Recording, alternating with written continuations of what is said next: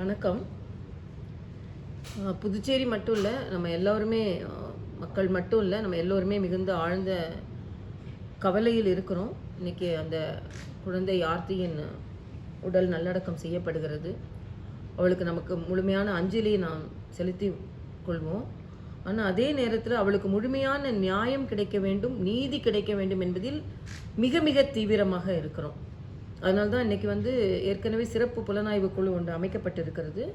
அது நான் ஏற்கனவே சொன்ன மாதிரி விரைவு நீதிமன்றத்தின் ஒரு பகுதியாக இந்த இன்வெஸ்டிகேஷன்ஸை விரைவுபடுத்த வேண்டும் என்பதற்காக அமைக்கப்பட்டு, அதன் தலைவராக காவல்துறை அதிகாரி கலைவாணன் நியமிக்கப்பட்டு அவர் நேற்றே விசாரணையை தொடங்கிவிட்டார்.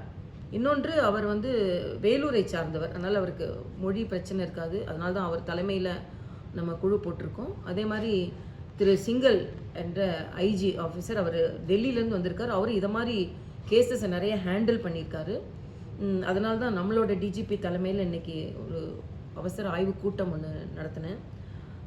அவங்க எப்படி எதை மாதிரி இன்வெஸ்டிகேஷன்லாம் பண்ணாங்க அப்படின்னு கேட்டால், சில நேரங்களில் சிலதை கேட்கும்போது மனதுக்கு ரொம்ப வருத்தமாக இருக்குது.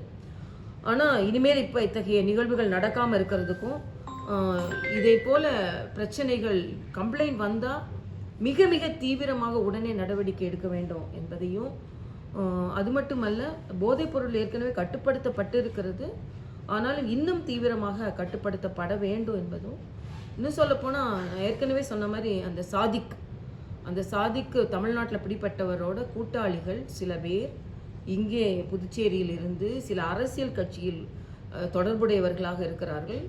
எந்த அரசியல் கட்சி தொடர்புடையவர்களோ அந்த அரசியல் கட்சியே கண்டனம் தெரிவிக்கிறாங்க. கஞ்சா இங்கே அதிகமாக இருக்குது, போதை இங்கே அதிகமாக இருக்குன்னு அவர்களுக்கு அவர்கள் ஆதரவு கொடுத்து கொண்டு இருக்கிறார்கள். ஆக அப்படிப்பட்டவர்களையும் உடனேயே கண்டுபிடித்து இரும்பு கரம் கொண்டு அடக்க வேண்டும் என்று சொல்லி இருக்கிறோம்.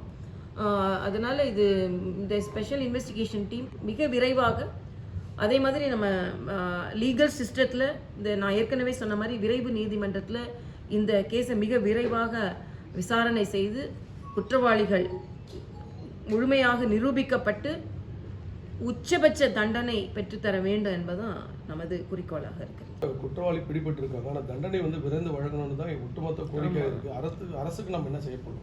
இல்லை, அதுதான் அதுக்கு சட்ட ரீதியாக சில எவிடன்ஸ் வேணும். ஃபார் எக்ஸாம்பிள், டிஎன்ஏ பரிசோதனைக்கு அனுப்பப்பட்டிருக்கிறது. அந்த குழந்தையோட உடம்பு ரொம்ப அழுகிய நிலையில் இருந்ததுனால ஏற்கனவே சில தடயங்கள் கிடைத்தால் கூட அதற்கு டிஷ்யூ ஆர்கன் எல்லாம் எடுத்து அனுப்புவாங்க. அதில் பெத்தாலஜிக்கல் ரிசல்ட் வரணும். ஸோ சட்ட ரீதியாக சில தகவல்கள் நமக்கு சட்ட ரீதியாக கிடைத்த ஆதாரங்கள் முழுமையாக கிடைத்த பண்பு தான் நம்ம சில நடவடிக்கைகள் எடுக்க முடியும். ஓகே, இது எல்லாமே விரைவுபடுத்தப்படும் சொல்லி சிறப்பு நீதிமன்றம். ஆமாம், அதைத்தான் நானே தான் சொன்னேன். அது விரைவு நீதிமன்றம் மூலமாக விரைவு நீதி கிடைப்பதற்கு அனைத்து ஏற்பாடு செய்யப்படும். செய்திகளை உடனுக்குடனும் துல்லியமாகவும் தெரிந்து கொள்ள சப்ஸ்கிரைப் பண்ணுங்க.